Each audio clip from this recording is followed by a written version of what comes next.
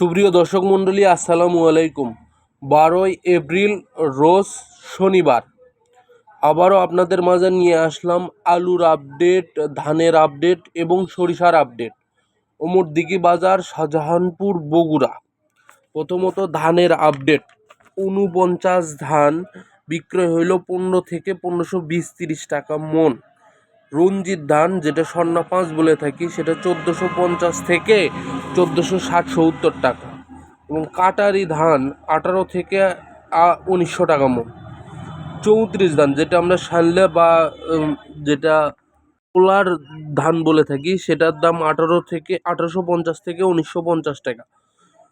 মিনিকেট ধান 1800 থেকে 1820 টাকা। মামুন ধান, যেটা একটু মোটা, 1300 থেকে 1320 টাকা। আজকে প্রচুর হাটে ধানের আমদানি ছিল, মানে সর্বোচ্চ আমদানি, ঈদের পরে সর্বোচ্চ আমদানি ছিল আজকে ওমরদিঘি বাজার, শাহজাহানপুর, বগুড়ায়। ধানের এত বেশি আমদানি আমি বেশ কিছু সপ্তাহ ধরে দেখি নাই, আজকে এত বেশি আমদানি ছিল। এখন দর্শক দেখতে পাচ্তেছেন সরিষা, খুব ভালো মানের সরিষা, তেল যেটাতে খুব ভালো হবে এবং খুব বেশি তেল নামবে, সেই সরিষাটার দাম 3500 থেকে 3700 টাকা মন। আজকে ওমরদিঘি বাজারে বিক্রয় হইল খুব ভালো মানের সরিষা, যেগুলা তেল হবে খুব ভালো এবং তেল বেশি হবে, ফ্রেশ সরিষা 3500 থেকে 3700 টাকা মন। এখন আলুর আপডেট দিতেই প্রথমতই হতাশা চলে আসে মনের ভিতরে, বা সবসময় হতাশাই কাজ করে যে আলু এবার আমাদের কৃষকদের এত বেশি লস করাইছে, যার দাম বলতেও খুব কষ্ট লাগে। তারপরেও করার কিছু নাই, আসলে আলুর দাম খুবই খারাপ।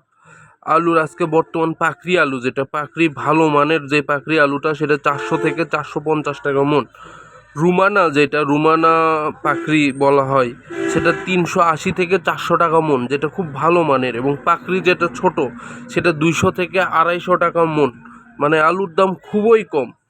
অ্যাস্ট্রিজ আলু যেটা আছে, সেই আলুটার দাম 350 থেকে 380 টাকা আজকে বিক্রি হইল ওমরদিঘি বাজারে। এবং অ্যাস্ট্রিজ যেটা ছোট, সেটা 200 থেকে 250 টাকা, এর বেশি নিচ্ছে না। আবার খারাপ আলু আছে, সেইগুলোও 200-250 টাকা এরকম দামেই নিচ্ছে।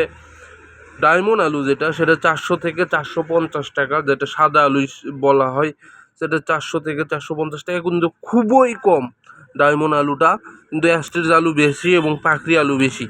অ্যাস্ট্রিজ আলু বেশি, দাম আপনার খুবই কম, 350 থেকে 380 টাকা। আমরা আসলে সবাই ভাবছিলাম ঈদের পরে হয়তো বা দাম হবে, কিন্তু আলু আমাদেরকে প্রচুর হতাশা করছে।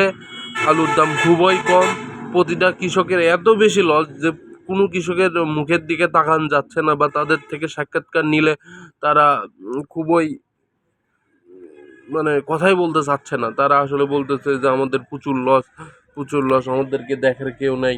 মানে কি একটা অবস্থা।